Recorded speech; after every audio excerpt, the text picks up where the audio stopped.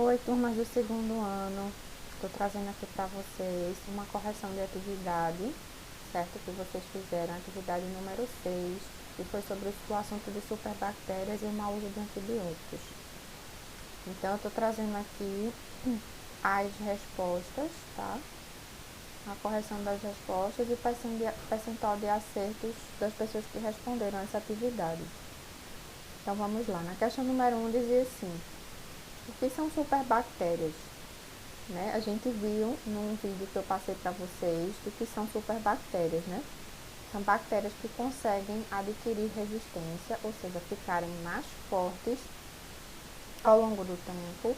E esse fortalecimento das bactérias muitas vezes se deve ao mau uso de antibióticos, né? Que elas naturalmente sofrem um processo de mutação e essa mutação as deixa mais fortes aos antibióticos, a um ponto de que os antibióticos não funcionam mais contra elas. Então, as alternativas diziam assim: as superbactérias são bactérias utilizadas para a produção de alimentos? Não, né? São bactérias fortes, resistentes à ação de antibióticos? Exatamente, tá? Então seria essa letra B aqui, a maioria de vocês acertaram, certo? 97% de quem respondeu acertou, muito bem. Então, todos aí estão bem conscientes, né? Do que é uma superbactéria. São bactérias que não causam doenças? Não. Bactérias que não causam doenças são chamadas de bactérias não patogênicas, certo? São bactérias que vivem em ambientes extremos, como as geleiras, locais muito frios? Não. Bactérias que vivem em locais muito extremos são chamadas de bactérias extremófilas, ok? No segundo, perguntava assim: como as bactérias se tornam resistentes, né?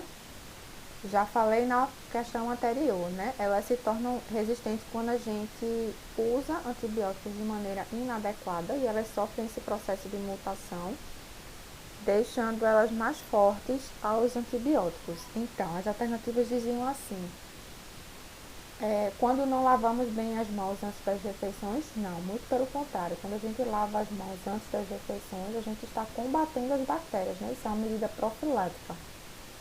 Quando não vamos ao médico e não fazemos exames regularmente? Não necessariamente, né? É importante que quando a gente esteja com algum sinal de infecção, que a gente procure um médico para ele avaliar se essa infecção é bacteriana ou viral ou de alguma outra fonte, né? Mas o fato de não ir não necessariamente a deixa mais resistente, não. Quando usamos por conta própria antibióticos sem haver uma prescrição médica?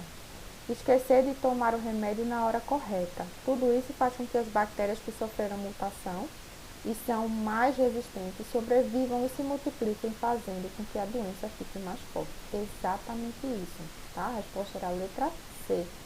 Então vejam que aqui 97% de vocês também acertaram. Então vocês conseguiram entender bem o que é uma bactéria resistente ou superbactéria e o que as torna mais resistentes.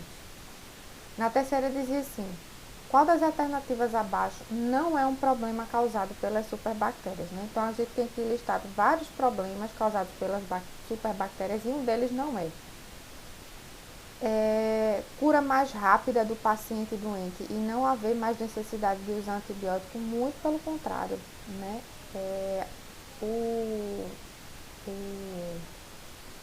fato de se estar contaminado com uma superbactéria, pelo contrário, vai deixar o paciente doente por muito mais tempo e vai haver a necessidade de usar antibióticos, só que antibióticos muito mais fortes, ou uma combinação de antibióticos para tentar matar essas bactérias que são super resistentes, né? Então a alternativa aí é a letra A, certo? E 56% das pessoas que responderam acertaram.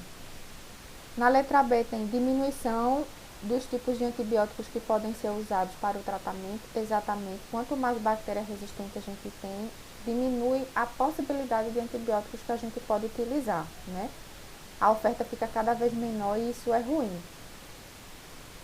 Pacientes doentes com formas mais graves da doença e com tratamento muito longo, exatamente, né? Quem é acometido por uma bactéria resistente fica doente por muito mais tempo e o tratamento também, além de ter que ser um tratamento com medicamentos muito mais pesados, ele dura muito mais tempo.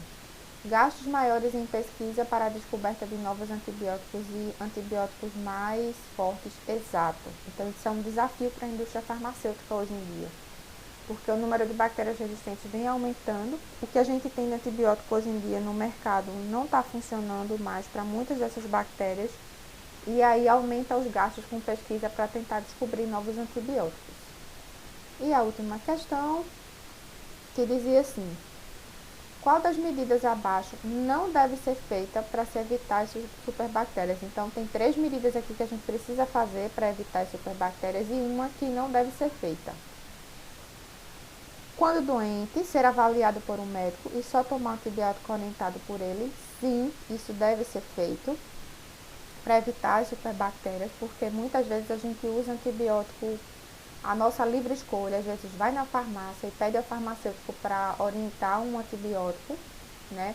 E muitas vezes ele não tem um conhecimento, um farmacêutico não formado, né? Uma pessoa que trabalha na farmácia, um farmacêutico tem sim, um farmacêutico formado, mas uma pessoa que simplesmente trabalha numa farmácia e não tem a formação adequada de um farmacêutico, ele pode indicar qualquer antibiótico e ele não tem o conhecimento, nem tem habilitação para indicar um medicamento correto como um farmacêutico ou um médico teria, tá?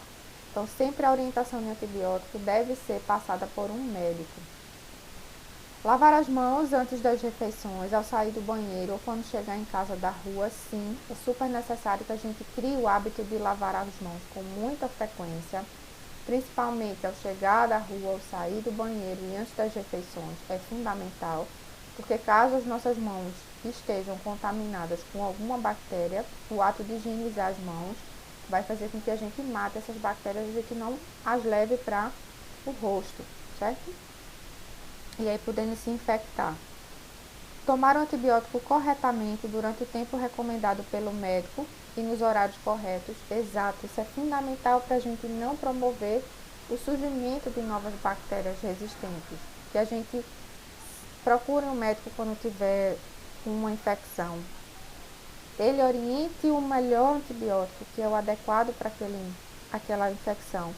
E que a gente siga corretamente o tratamento. Tomar o antibiótico no horário recomendado e também durante o tempo recomendado. Ao primeiro sintoma de gripe, ir à farmácia e perguntar ao farmacêutico qual o melhor antibiótico para tratar a gripe. Isso daqui está erradíssimo, tá? Primeiro, gripe não é causada por bactéria, então não tem para que tomar antibiótico quando você está gripado, certo? E se a gente tomar antibiótico quando está gripado, a gente pode estar fortalecendo outras bactérias que estão ali no nosso corpo, certo? E que elas podem acabar se tornando resistentes. Então, está totalmente errado. Então, a resposta é a letra D. E aí, quase 90% de vocês acertaram. Então, vocês foram muito bem nessa atividade, certo? E estão de parabéns e conseguiram compreender bem a mensagem e o conteúdo. Ok? Um abraço.